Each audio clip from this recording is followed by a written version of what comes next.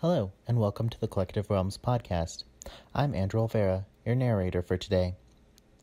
Today's story is called Hunter's Bane, written by Joshua Bratton, who is also known as the Collective's Blood Hunter. Their story is about their iconic blood hunter, Alistair Gray. The young man knelt in the small pool of amber light cast by the short candle sitting on the floor in front of him. The flagstones were cold and hard on his knees, and for a moment he wondered if Raleigh hadn't fallen asleep. Then the harsh voice cut out of the darkness. "Who are we, boy?" The words echoed in the room.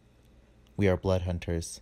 His scalp itched, but if he gave in and scratched, he knew he would earn a smack with Raleigh's cane. Maybe worse, given how important the moment was. "What do we hunt, boy?" "Monsters and devils and abominations. We hunt the darkness from within itself." For a brief moment, memories of the white and gold of a temple and armor rose to the front of his mind, but then they all appeared stained with red. He pushed the memories back into their box and focused on the situation at hand. Those memories and emotions would lead to doubt, and now was not the time for that. "How do we hunt, boy?" "With senses honed by anger at what the darkness can do." He was starting to hurt in his back and knees. "How do we kill?" "With steel and blood." "What is our greatest tool?" "Our allies." Not that Raleigh had put much stock in that. He had been a recluse for years before the young man had found him. "What are we without conviction?" His mentor's sharp voice drew his attention back to the present. "We are lost."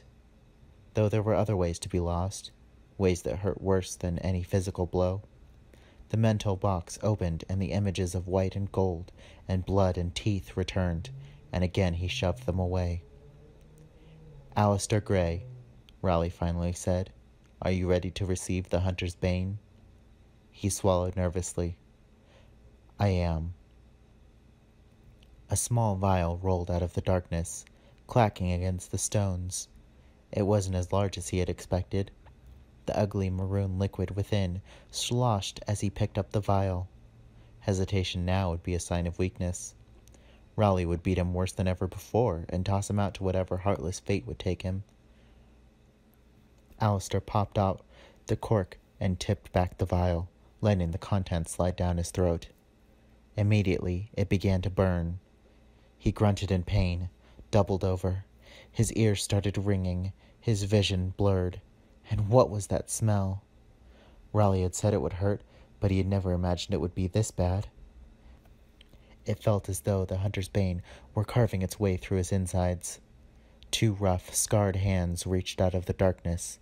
In their grasp was his sword, Archangel, named at a better time and a better place. The hands gently set the weapon on the ground.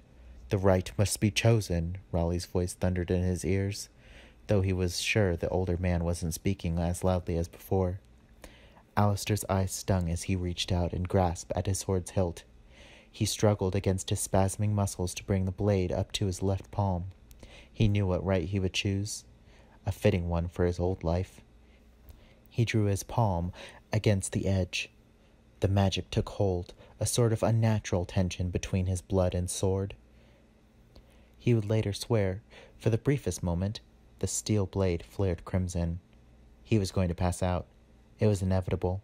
There was no harm in letting the memories out now. One last time before everything changed. Alistair would open the box, images spilling out. He wasn't conscious long enough for it to mean anything.